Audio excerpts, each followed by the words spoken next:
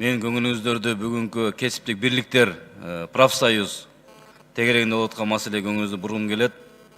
Өзүңүздөргө маалым болгондой, бул маселе боюнча бир топтон бери маселе көтөрүлүп, жыйынтыгында өкмөт баш тарабынан буйрук кабыл алынып, ведомство аралык комиссия түзүлгөн. Ошол менен катар эле бир топ депутаттар жаңы мыйзам долбоорун демегелеп чыкты. Мына ошондон бери мен жеке бир канча жолу жолугуштум, пикир алыштым. Мындайча айтканда 98 жыл кабыл алган мыйзам чындыгына моралдык жактан эскирген, бир топ беренелери кээ бир биздин колдонуудагы мыйзамдарга туура келбейт, баш мыйзамдын кээ бир беренелерине. Албетте алар дагы ар кандай өздөрүнүн сунуштарын, пикирлерин сунуш кылып жатат.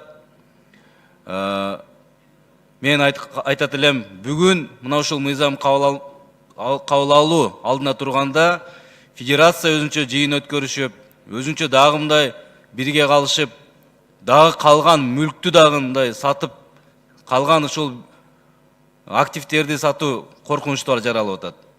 Ошондуктан башкы прокуратура, тийиштүү мамлекеттик органдар ушу тийиштүү тапшырмаларды берип, предписанияларды берип, мыйзам кабыл алынып бүткөнгө чейин, ведомство аралык комиссия өзүнүн жумушун аяктаганга чейин эч кандай кадрдык дагы, мүлктүк дагы мындай кыймыл аракеттер болбосун деген сунушту айтып кетет элем.